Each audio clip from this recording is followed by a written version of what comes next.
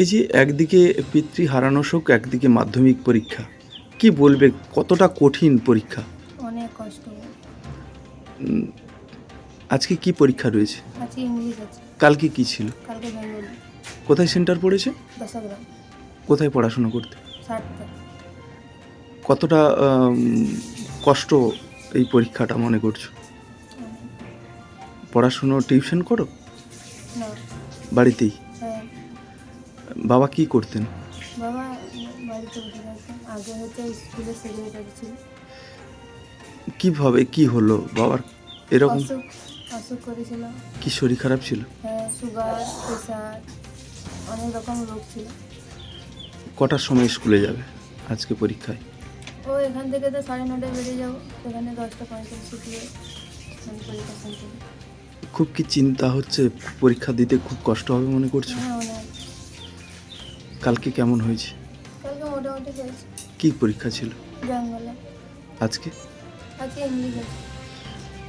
মাধ্যমিকে কেমন রেজাল্ট হবে মনে করছো? মোটামুটি হবে। একটু কঠিন হবে। হ্যাঁ। কি নাম তোমার? মধুমিতা বল। বাবার নাম? বাবার নাম বাদল রাও। সারতা গ্রাম। হ্যাঁ। অ্যাকচুয়াল কি হয়েছিল যে উনি এরকম পরিস্থিতি হলো?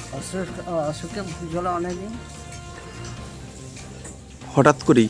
হঠাৎ করে মারা গেল। তো কি নাম উনার? বাদল কর। উনার মেয়ের তো পরীক্ষা রয়েছে, হুম। কালকে কিভাবে পরীক্ষা দিতে গেল? তারপর এই যে মৃত্যু শয্যা পড়েছিল, অথচ তাকে ওই পরীক্ষা দিতে যেতে হলো। তার বাবার মুখ দেখতে পারা মুখও দেখতে পায়নি? না।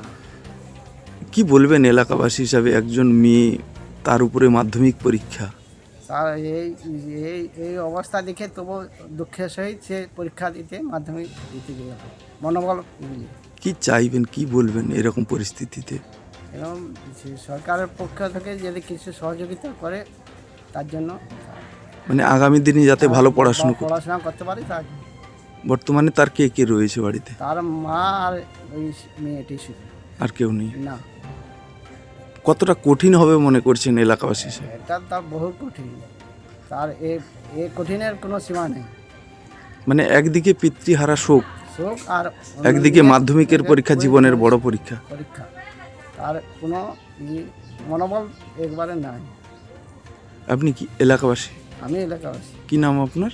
সুবল কর।